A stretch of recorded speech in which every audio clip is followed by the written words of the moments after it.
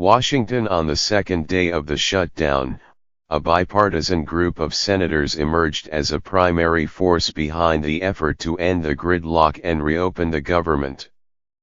More than 20 lawmakers, some facing challenging re-election bids, met behind closed doors looking for a compromise. Here is a breakdown of the group, and a look at what might be motivating their participation. Chris Coons of Delaware, Joe Donnelly of Indiana, Maggie Hassan of New Hampshire, Heidi Heitkamp of North Dakota, Doug Jones of Alabama, Tim Kaine of Virginia, Amy Klobuchar of Minnesota, Joe Manchin III of West Virginia, Claire McCaskill of Missouri, Bill Nelson of Florida, Gary Peters of Michigan, Jeanne Shaheen of New Hampshire, Mark Warner of Virginia, Angus King of Maine, an independent who caucuses with the Democrats. The Democratic members of the bipartisan group include several senators facing tight re-election fights this fall in states that President Trump won comfortably in 2016. Though Joe Manchin III of West Virginia won his 2012 re-election with a safe 60% of the vote, he is running this year in the home of Mr. Trump's most lopsided victory. The president beat Hillary Clinton there by more than 42 percentage points. Likewise, Claire McCaskill of Missouri, Joe Donnelly of Indiana, and Heidi Heitkamp of North Dakota are on the ballot this year in states that Mr. Trump won by double-digit margins. Along with Mr. Manchin, all three of them voted with Republicans on Friday to advance a 4-week spending bill that would have avoided the shutdown, and are worried that a prolonged government closure will do nothing to help their chances in November. 2 other Democrats among the group are from states won more narrowly in 2016 by Mr. Trump: Bill Nelson of Florida, who is also up for re-election this year, and Gary Peters of Michigan, who does not face voters again until 2020. Doug Jones of Alabama won a special election late in 2017 to fill the seat vacated by Attorney General Jeff Sessions.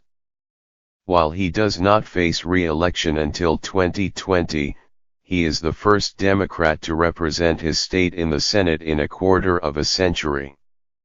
His victory over the scandal-tainted Roy S. Moore was widely seen as related more to Mr. Moore's weakness as a candidate than any Democratic groundswell in the state. A restoration of funding for the Children's Health Insurance Program, a provision included in the spending measure rejected by Senate Democrats last week, was one of Mr. Jones's key promises during the campaign. And he is likely to want to burnish his centrist bona fides with an eye on 2020.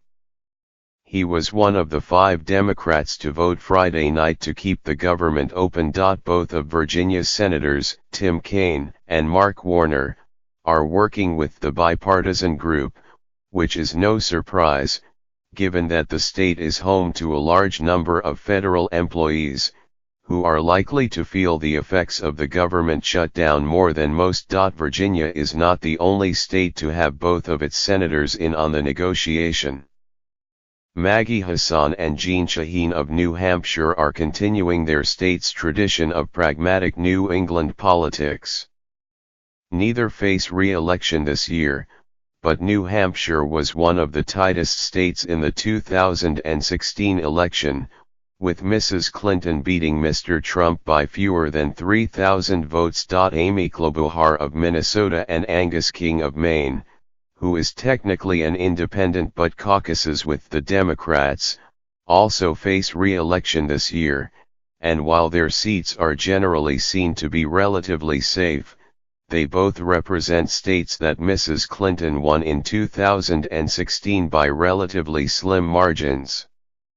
Along with Chris Coons of Delaware, both Ms. Klobuchar and Mr. King are stalwart moderates of the Senate, and Ms. Klobuchar's name is often found on lists of likely Democratic contenders for the presidency in 2020. Lamar Alexander of Tennessee, Susan Collins of Maine, Bob Corker of Tennessee, Jeff Flake of Arizona, Cory Gardner of Colorado, Lindsey Graham of South Carolina, Johnny Isakson of Georgia, Lisa Murkowski of Alaska, Mike Rounds of South Dakota. In large part, the Republicans in this caucus have a history of bipartisanship and frustration at ongoing gridlock. Susan Collins of Maine and Lisa Murkowski of Alaska are two moderates whose votes during the debates on health care and the tax overhaul were crucial in determining the fate of the legislation. Jeff Flake of Arizona and Bob Corker of Tennessee, who have both declared that they will not seek re-election in 2018, have emerged as Republicans willing to break with their party and publicly criticize President Trump. Other senators, like Mike Rounds of South Dakota and Johnny Isakson of Georgia, have expressed frustration at the continued use of short-term spending bills to keep the government open. Mr. Isakson, Mr. Flake, and Lindsey Graham of South Carolina have also been among the leading conservatives working on immigration reform. It was Mr. Graham who reportedly pushed back against Mr. Trump 2 weeks ago when he made a vulgar and disparaging remark about immigrants from African nations. While not up for re-election, Cory Gardner of Colorado serves in an important role for Republicans in the 2018 election cycle.